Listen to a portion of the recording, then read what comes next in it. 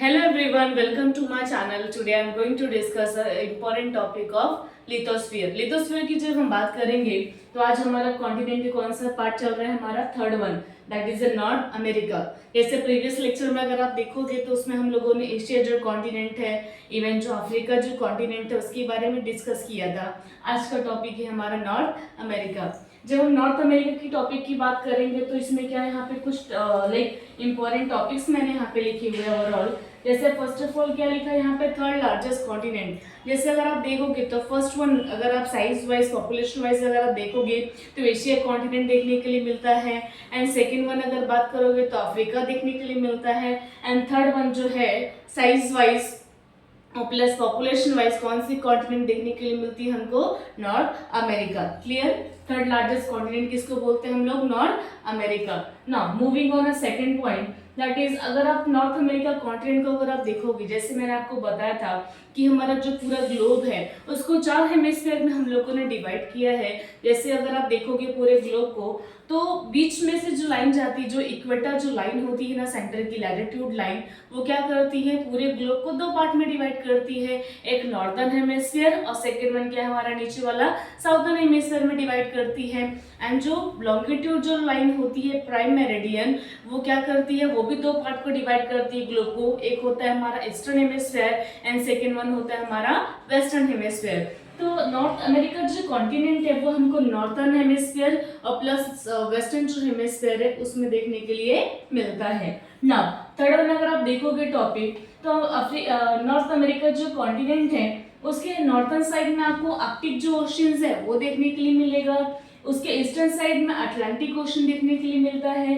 And western side में अगर आप देखोगे, जैसे आपने जैसे मैप देखा होगा नॉर्थ अमेरिका का, तो मैप के अकॉर्डिंग मैंने यहाँ पे लिखा हुआ है वेस्टर्न साइड में पैसिफिक ओशियन है। एंड उसके साउथ में अगर आप जाओगे तो क्या मिलता है हम लोग को, कैरिबियन जो सी है और प्लस जो साउथ अमेरिका जो है वो देखने के लिए मिलता है। Plus south America and north America को जो लाइन लाइक अटैच करती है, 2 पर्टिकुलर जो कॉन्टिनेंट है उसको जो जोड़ के रखती है, उसको हम लोग क्या बोलते हैं, इसका मज़हब पनामा। जो पनामा जो लाइन है वो जोड़ के रखती है हमारे नॉर्थ अमेरिका एंड प्लस हमारा जो साउथ अमेरिका है उसको। ठीक है।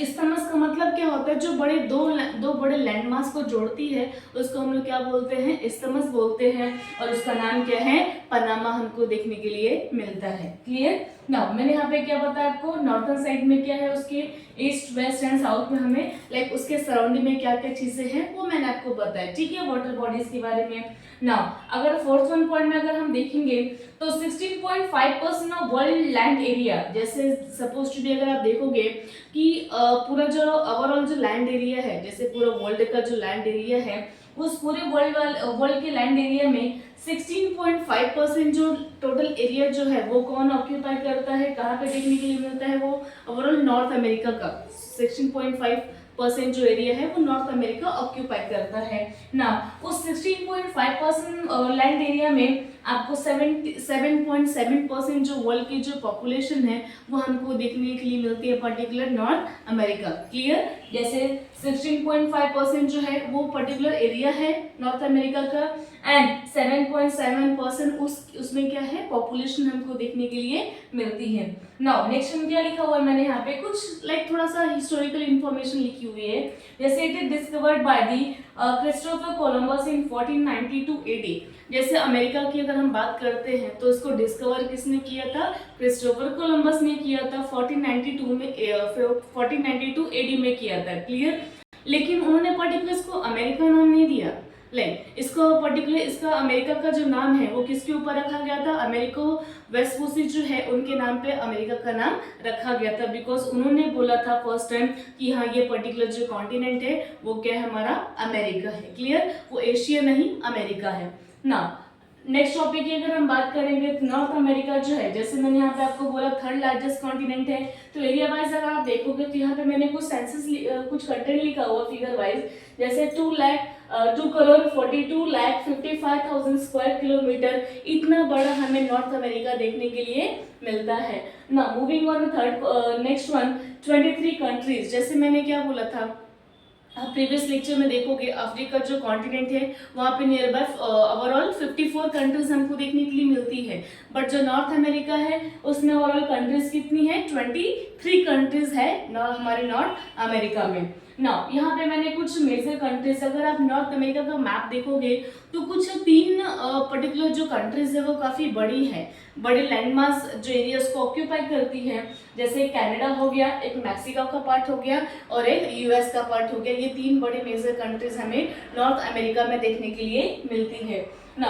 कुछ मैंने यहाँ पे इंपॉर्टेंट रिवर्स लिखी हैं जो बिलोंग करते हैं हमारे नॉर्थ अमेरिका से, जैसे यहाँ पे क्या है, मिसौरी रिवर्स हो गए, मिसिसिपी रिवर्स हो गए, रियो ग्रांडे रिवर है, कोलोराडो रिवर है, Yukon river and Mackenzie river and Saint Lawrence river जो है एंड कोलंबिया जो रिवर है, ये सारे जो रिवर्स है वो कहाँ से बिलोंग करती है, हमारे नॉर्थ अमेरिका। तो मैंने ये पर्टिकुलर पॉइंट में मैंने यहाँ पे कुछ इंपॉर्टेंट लिखा था, जैसे ये इसमें कंट्रीज कितनी है, ओवरऑल 23 कंट्रीज है, थर्ड लार्जेस्ट कॉन्टिनेंट बोला जाता है इसको। ये नॉर्थ एंड वेस्टर्न हेमिस्फीयर में रिलाई करता है। इसके सराउंडिंग में क्या है, नॉर्थर्न साइड में क्या आर्कटिक ओशन है, ईस्ट में अटलांटिक है, वेस्ट में पैसिफिक है एंड साउथ में कैरेबियन सी प्लस एशिया, ये साउथ अमेरिका जो है वो भी देखने के लिए मिलता है। 16.5% जो लैंड एरिया है वो ऑक्यूपाई करता है एंड उसी 16.5% एरिया में लैंड एरिया में 7.7% जो पॉपुलेशन है वो देखने के लिए मिलता है, ठीक है।